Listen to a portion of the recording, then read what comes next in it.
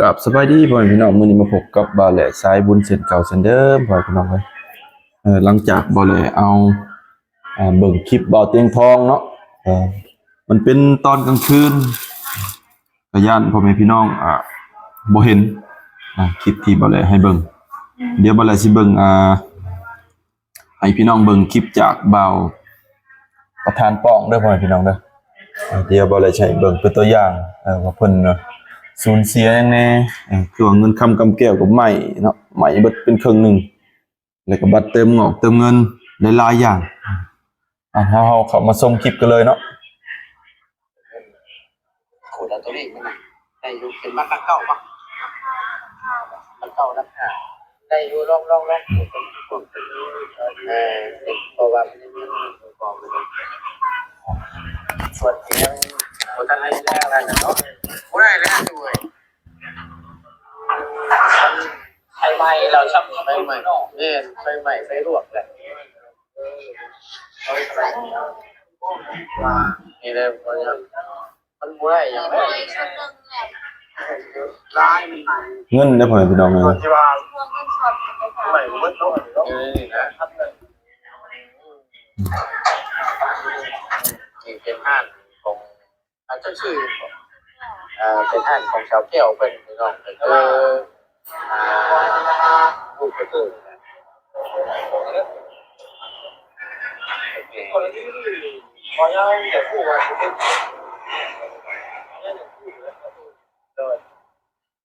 เอาไปมันใหม่แล้วนี่มันไม่เปิดเนี่ยมันไม่เป็นผ่านเขาใส่ไฟใหม่แล้วนี่นะ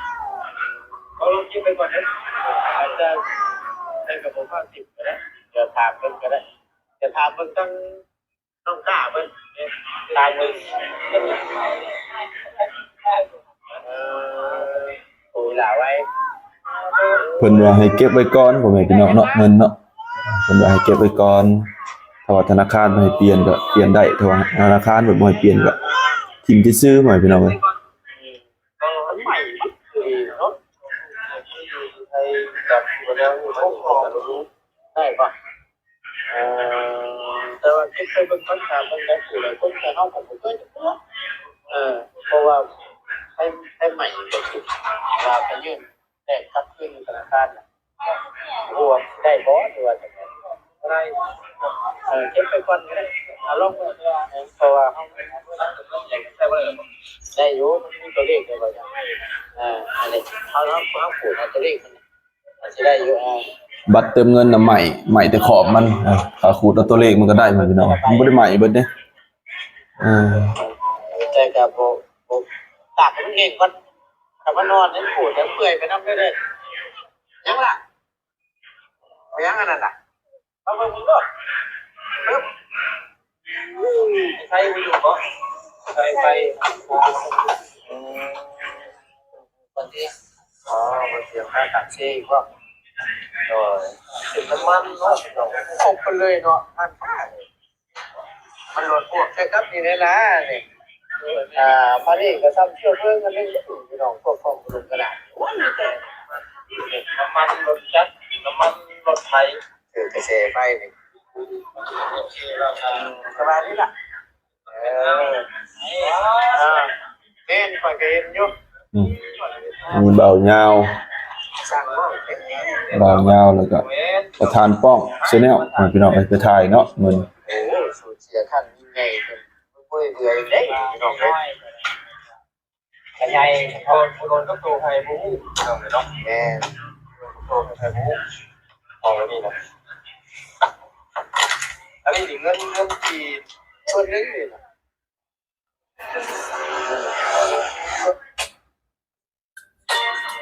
โฆษณาเขาไปพี่น้อง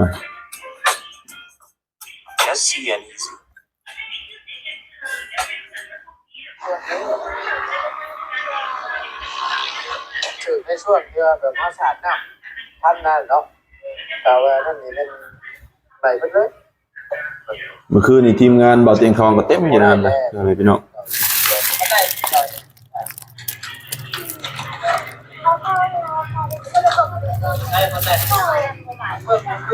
แล้วคนนั้นมันอยู่ใช่ไหม จะว่าเพื่อนนี่แหละจะอยู่ในช่วงของเงินอยู่ไทยมันรับไปบอกรับแล้วถึงแม้ว่าเมื่อคืนนี่ก็ใหม่ก็เขาเพราะว่ามันรับไปได้ก็ไม่ใหม่เขานี่นะใหม่ก็เบิ่งหาเดี๋ยวห้าสิทายผู้คนงั้นเดี๋ยวส่งมาให้น้องตาผมก่อนพี่น้องเพื่อน้องเป็นผู้ที่ผู้เกี่ยวกับน้องแอนเพราะว่าถามเป็นทั้งสาวน้อยคนน้ำเป็นตาไม่ได้เตรียมเรื่องแต่แม่เพราะว่าพี่น้องกันคุณรู้หนักแม่วันที่ผมใหม่ได้ดิมันขอโทษสิถามมึงใช่ผู้เพื่อนคนก็ได้คนได้ไหมเอาเลยเอามาคือดิตกใจนะเจ้าของอันนี้คือใหม่แล้ว เบิ่งเป็นนำกันเด้อพ่อพี่น้องเอ้ยเบิ่งคลิปยาวๆไปเลยพ่อพี่น้อง นี่คือโอ้ยนี่แหละใช่ไม่ได้แล้วไม่ได้แล้วตัวไม่แล้วมันเสียคุณแบบชิมทุกอย่างเลยเนาะเบื่อเหนื่อยไผ่เลยเนาะไผ่ไหมเลยฮะบัดนะบัดเนาะ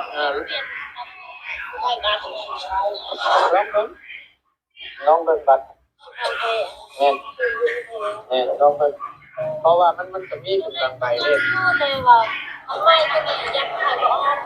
แม่แต่ว่าอันเอาง่ายรักเก่าบ่เอามาอันลองมึงดูเดี๋ยวไปทีอันนี้ตัวนี้มันยังอยู่เด้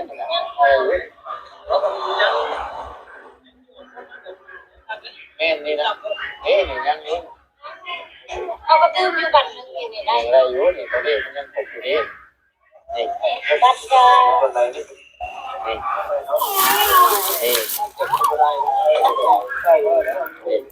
มาก็ยังโอเคได้อยู่จะไปลอกได้ก็ที่สุดแต่ว่านั่นก็ได้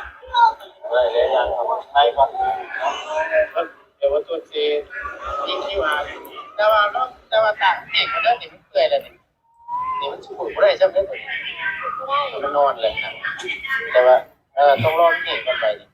ไม่ได้เลย มาแพงลายใบ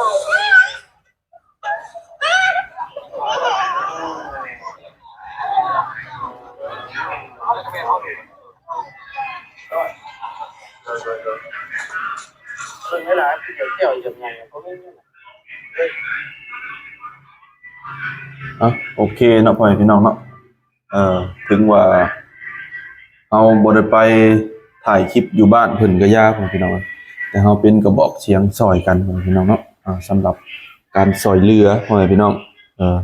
บ่ถูกไผก็บ่ฮู้ไผมาเฮือนไผชานไผก็บ่อยากให้มันเกิดขึ้นแต่ว่ามันก็เกิดขึ้นแล้วเนาะโอ้ยอุกใจได้บ่เลยก็ได้พอช่วงนี้แฮงช่วงไผใหม่เฮือนใหม่ชานนี่หลายขนาดมื้อนี้ก็ใหม่อีกแล้วมื้อนี้จะอยู่ทางใดอยู่แข้งได้กับเมื่อกี้นี้ลืมเลยเห็นในเฟซอยู่พ่อพี่น้องเลยได้ก็เป็นกำลังใจให้น้าสาวน้องไซเด้อพ่อพี่น้องเด้อก็ดีใจที่ว่าสายบุญเฮาคือทีมงานเบาเตียงทองเนาะได้ไปถ่ายคลิปลงอาจจะมีคนซอยเรืออยู่พ่อพี่น้องเนาะเบาเตียงทองเพิ่นก็น่าจะซอยเรือในทีมงานเพิ่นนั่นแหละเต็มกำลังพ่อพี่น้องซอยเรือเต็มกำลังอยู่โอเคพ่อพี่น้องคลิปบ่แลก็สิขอจบคลิปเพียงเท่านี้เด้อพ่อพี่น้องถ้าบ่แลว่าผิดพลาดประการใดขอโทษขออภัยหลายๆพ่อพี่น้องมาวันนี้บ่แลขอคำว่าสบายดีพ่อพี่น้องเด้อเจอกันในคลิปหน้าเด้อพ่อพี่น้องบ๊ายบายพ่อพี่น้อง